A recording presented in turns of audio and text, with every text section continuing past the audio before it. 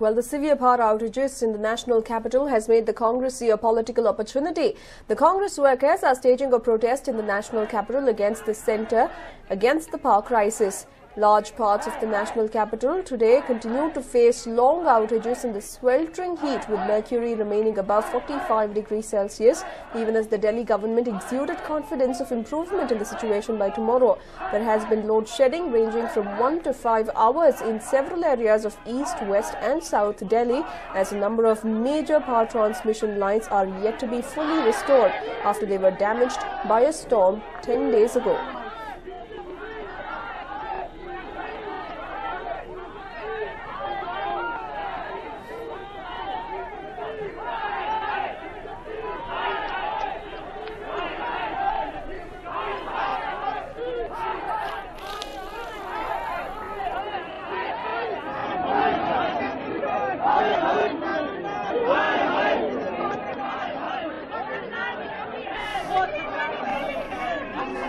Well, these are the scenes being witnessed on the streets of New Delhi. The number of protests have only risen. Day before it was the Aam Aadmi Party, yesterday it was the Congress, and today Congress coming out in full force again against the central government for not being able to provide adequate power to the national capital, especially when it's reeling under a heat crisis.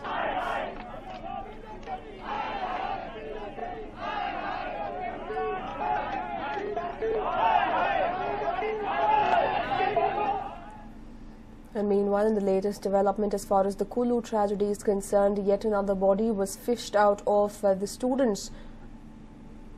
Well, the total death toll has now reached 7. The students were washed away after a dam in the upper reaches of the Beas River released water. The search is still continuing for the other students. However, hope of finding any of the students alive has almost reduced to zilch. This is the body of yet another student being found. Totally now 7 bodies have been found. 24 students had been washed out, which means that 17 more bodies are yet to be found. We can say that the search operations are proceeding in snail's pace, even as the grieving relatives of the deceased have camped in and around the accident site.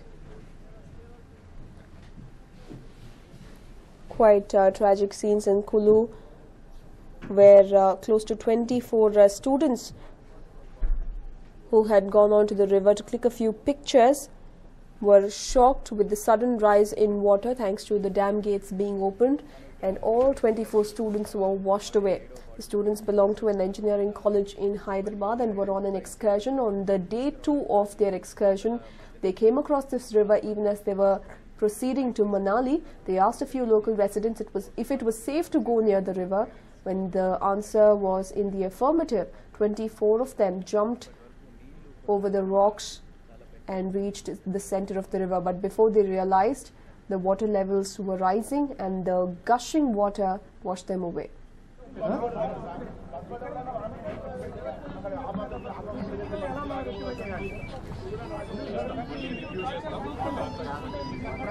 In fact, these were the scenes witnessed of angry and grieving relatives speaking to the officials. They're asking them why it was being done at such a snail's pace. Yesterday, in fact, one of the students, one of the victims' fathers, had gone on to questions as to why it was being carried out so slowly, why 24 students were so hard to find for the officials there. But on the other side, the officials claim that because of the silt being deposited in the riverbed, that's the reason why they're finding it difficult to find the bodies. But it is 4 days since the victims went missing, and by now the bodies should start floating in the river. Extremely uncertain moments for the family members there, even as they have lost all their loved ones in this tragedy.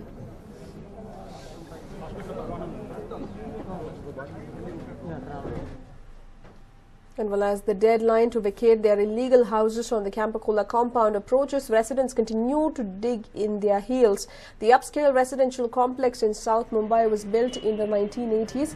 According to the municipality, the builders had obtained permission for constructing only 5 floors. However, 35 floors were added without permission, making it a 140 flat apartment, all of which was illegal. The municipality issued notices to residents of the illegal flats asking them to hand over the keys to their flats within 72 hours. The deadline ends at 5 p.m. today. The civic body had earlier asked the residents to vacate their homes by the 2nd of May. The residents failed to do so and appealed to the Supreme Court, citing fresh evidence in their favour. The Apex Court, however, dismissed the plea on Tuesday. It held that the residents could not be deemed innocent as they had bought the flats knowing those were unauthorised.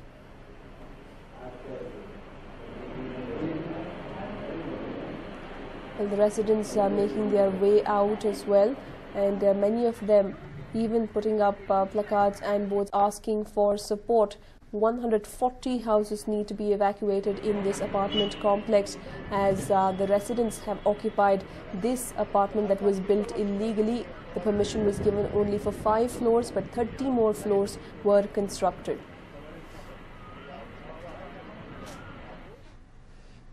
And while India's second largest IT services exporter, Infosys chairman N.R. Narayana Murthy has stepped down after heading the firm for the second time. Along with Narayana Murthy, Executive Vice Chairman S. Gopalakrishnan would also step down on the 14th of June. Thank you. Meanwhile, Vishal Sikka will take over from the current Chief Executive S.T. Shibulal, one of the engineers who founded Infosys on the 1st of August. And this decision was taken today. Former SAP board member Vishal Sikka is certain to be has been chosen, in fact, as the new CEO of Infosys. He resigned from the German business software maker earlier this month. Vishal Sikka will take over as the Infosys CEO on the 1st of August. He has been the choice of K.V. Kamath and Narayana Murthy for a few months now. Kamath, the lead independent director, is a part of the nominations committee that selects the CEO. The other members of the committee are Biocon founder Kiran Mazumdar-Shaw and R. Sheshasai, a former managing director of Ashok Leyland.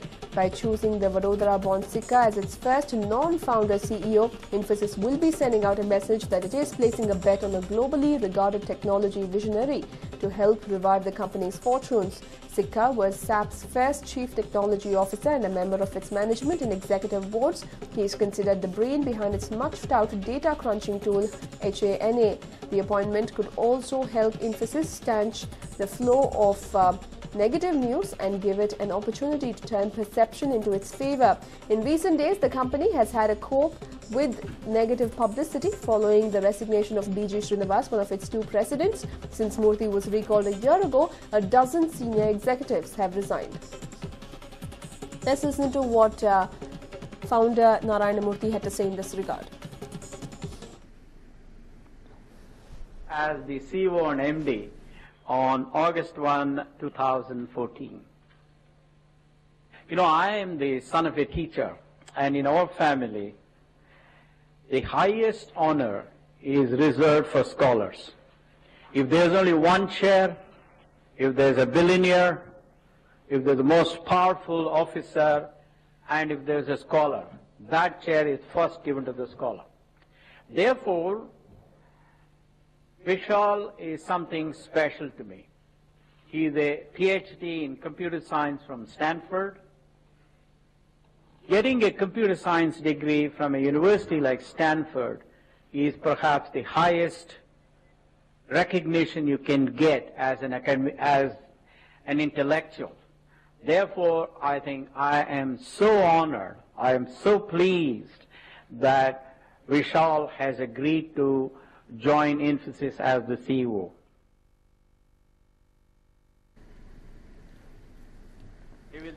Well, Vishal Sikka, the designate CEO MD of Infosys, also addressed a board full of members. Let's listen. And in our family, I'm also the son of a teacher. My mom used to teach in Rajkot in Gujarat. And the son of a railway engineer, also in Gujarat. To us Indians, even though now I am a citizen of the US, it is a matter of great pride to be here in this company. For me personally, when the board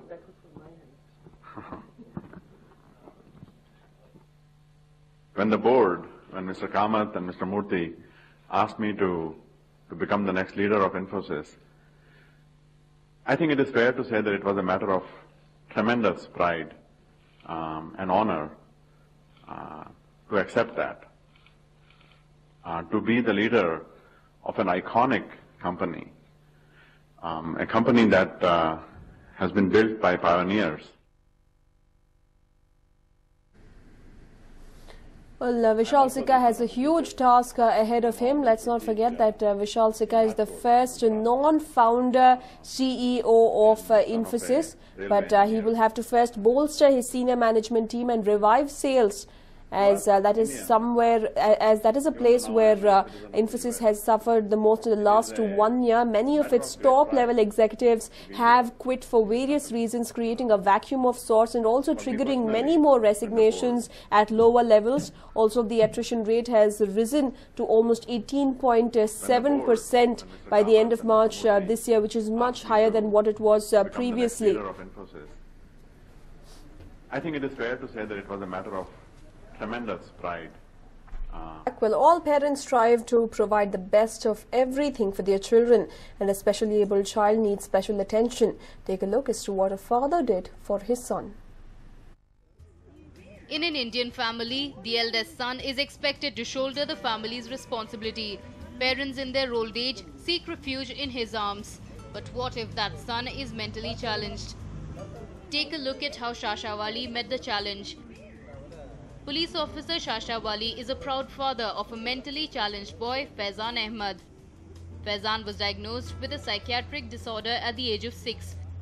But his father never lost hope in him. Instead, he has been training Faizan to play badminton for the past 10 to 12 years.